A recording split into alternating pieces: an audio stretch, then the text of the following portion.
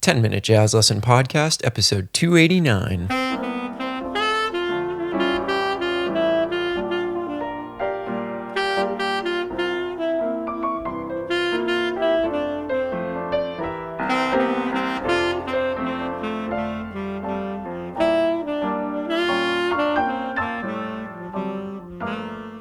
Hey everybody, welcome back to episode 289 of the 10-Minute Jazz Lesson Podcast. Really happy to welcome you into our Tune of the Month episode.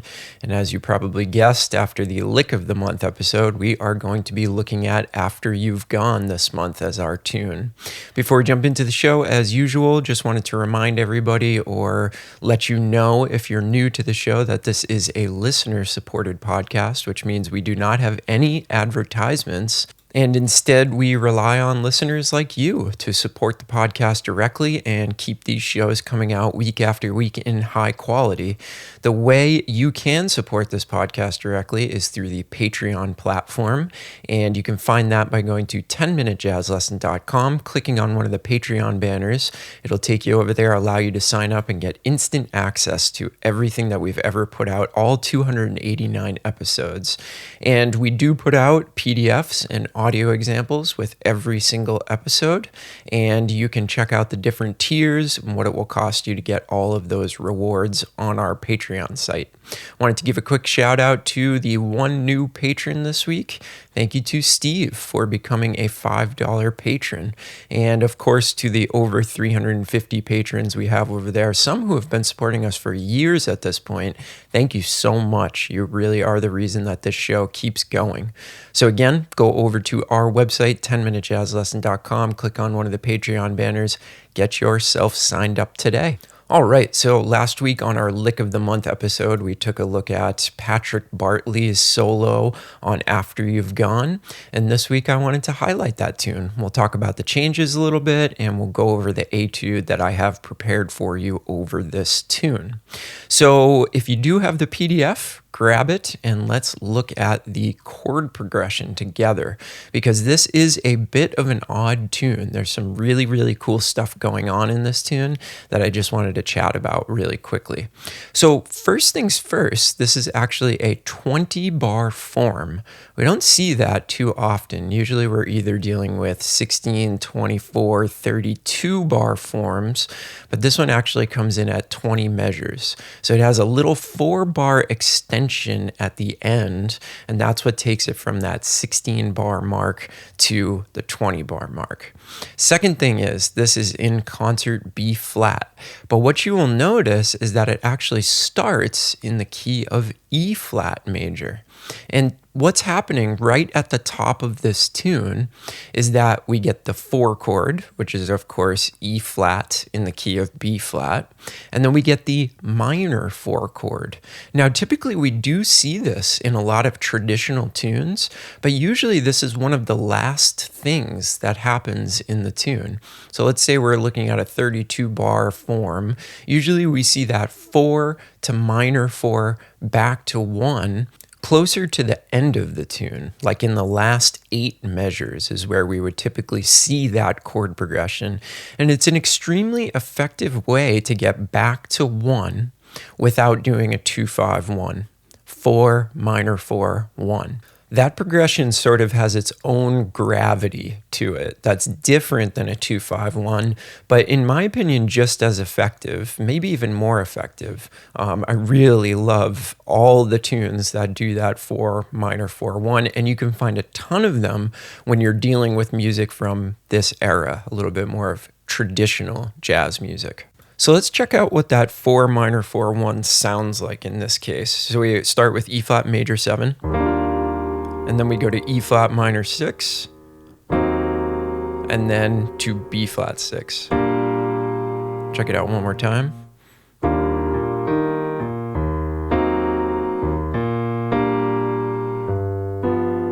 Really, really nice, isn't it? So in this tune, we actually see that progression right at the very beginning. So the first 3 measures are 4, minor 4, 1.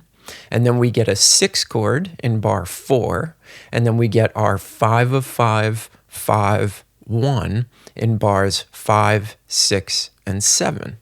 And then what happens is the 1 becomes the 5 of 4 in measure 8.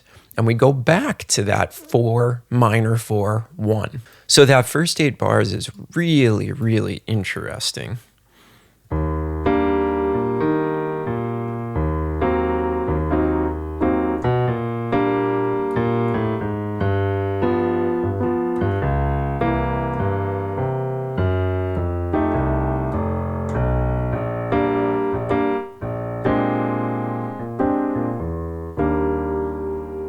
Now, in our next 8 bars, we have it beginning in the same way that the first 8 bars did, but then we take a little bit of a detour here. So after bars 9 through 12, in 13, what we see is we're modulating to the key of C minor. We hang out there for a little bit, and then we work our way back to the key of B flat, and then we're basically just kind of skirting around B flat for the last 6 measures of the tune. So if I start in bar 9, here's the progression. Starting in bar 9.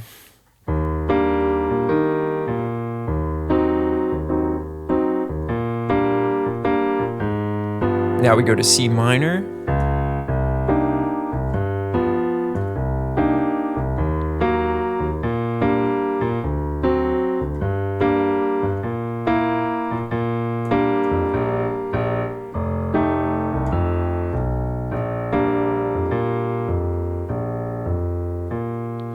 So you can hear in bars 13 through bar 16, the chords start moving a lot faster. We get that C minor, then we go back to the key of B flat major, then we go very, very briefly to the key of G minor, and then we work our way back to B flat during the last 4 measures.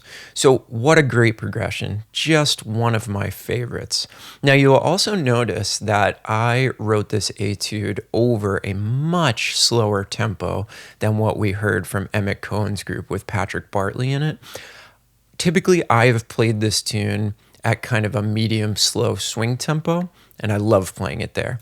And the hallmark of a great tune is when it can be played at a variety of tempos and not lose its effectiveness. And I think that After You've Gone is one of those tunes. So you're going to hear a big, big difference between what we were studying last week and this week, just in terms of tempo. And then, of course, the material kind of changes. The way that you play over the tune is going to change a lot when you are playing at a completely different tempo.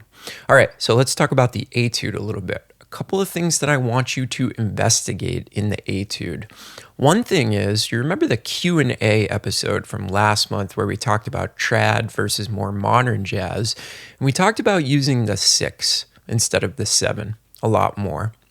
That is something that I have done in this etude. So I want you to comb through the etude, and I want you to find all the instances where, particularly over a major chord, I'm really relying on that 6 and I'm not playing the 7th as much. Of course, there are a lot of instances where I am using the 7th, but notice how I'm relying on the 6 and I'm really highlighting that sound of the 6 in this particular etude. The second thing is, I definitely took some stuff from Patrick Bartley and I tried to use that dominant sharp 5 chord in a lot of instances, and you're going to hear that jump out at you in a bunch of different places. And of course, that's something I highly encourage with my students, is that after you've studied some vocabulary, try to use it. Try to immediately put it into your own solos, or if you're writing etudes like I am, put it in there. Try to use it. See if you can effectively use it. See if you learned something from that vocabulary. Okay? So here it is, 2 courses over After You've Gone, and listen for those 6th and the sharp 5 over the dominant chord. Here we go.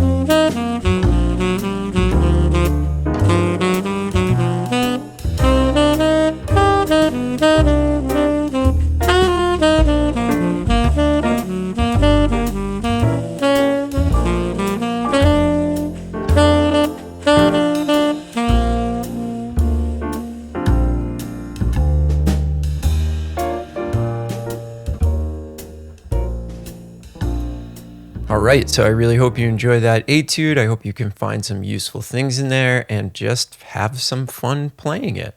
All the Patreon members will get that. It will be in B flat, E flat, concert, and bass clef.